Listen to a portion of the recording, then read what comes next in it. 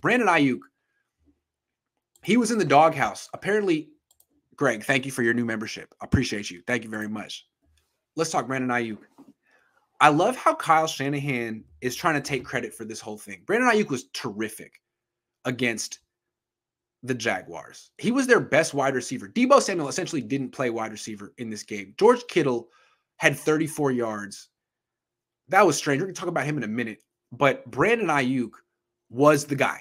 And he's first, here's when he asserted himself. First drive of the game, the first third down, Jimmy Garoppolo gets sacked, but it's negated because of a penalty. Second third down, 3rd and 12, throw to Aiyuk. He gets open, makes a catch between two defenders. Aiyuk is playing a lot like he played as a rookie.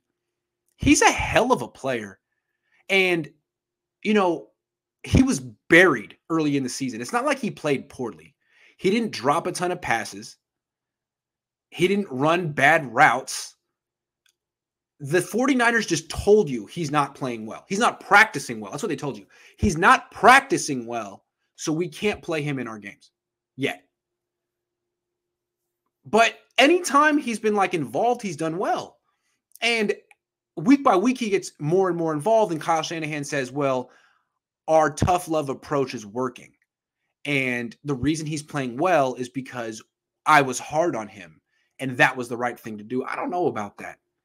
I mean, it's great that the Niners have won 3 of 4, but they really fumbled the first half of the season.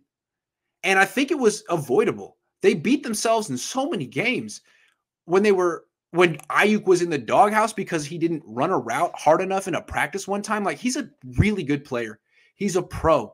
Stop condescending to Brandon Aiyuk because he wasn't on your Super Bowl team. Like, he's a hell of a player. Stop questioning his work ethic or whatever. He came through for you today. He was clutch. He caught a touchdown pass. He's hella good, to use my Oakland vernacular. He's hella good.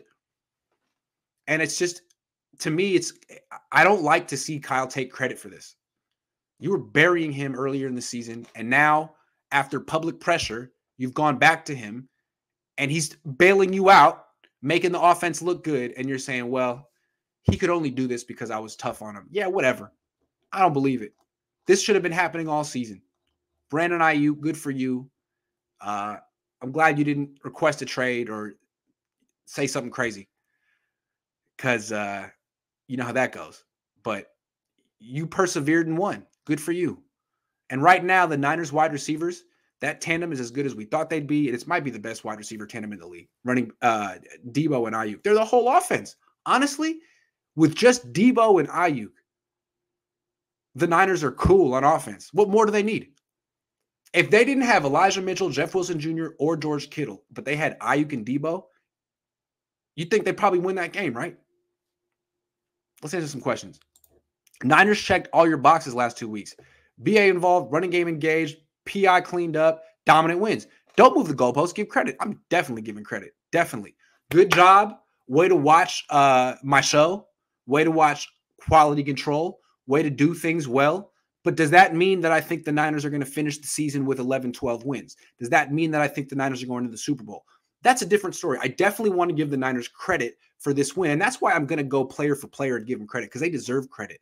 But I've been thinking about, how do you approach this win? I'm with you, Joshua. You got to give a lot of credit. But what you don't have to do is take it the next step and say the Niners are now going on a run, or the Niners are now a dominant team, or the Niners are now a Super Bowl contender. I don't think a win over Jacksonville necessarily proves that. What this proves is that the 49ers are finally regaining their standard of professionalism that was somehow lost on them 2 weeks ago when they lost to Colt McCoy. It's back. The season was on the brink of collapse, and they've saved it 2 weeks in a row.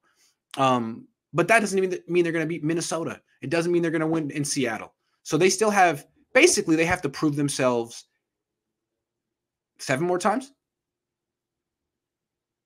7 more times. Let's see if they do it. Wyatt says this game sucked. Jimmy will come back next year and Trey won't play good year 3 because it's his first year.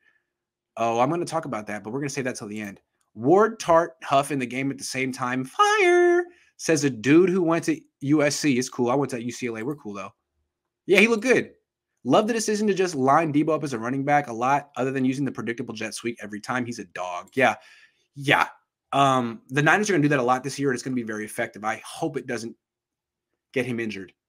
Very important. It was good for the Niners to get a win for their home fans. Oh, wait, the wild card might be more ideal. They suck at home. The fans travel well. They do. They do. That was fun. I didn't go to Jacksonville. I made a business decision not to go to that game because it's Jacksonville. It's just, it's so far. And I imagine if I had gone to Jacksonville, I'd be there right now. And then I'd have to fly back tomorrow, and tomorrow would be a terrible day. I'm going to sleep in. I'm going to go to bed early tonight. I did it for myself.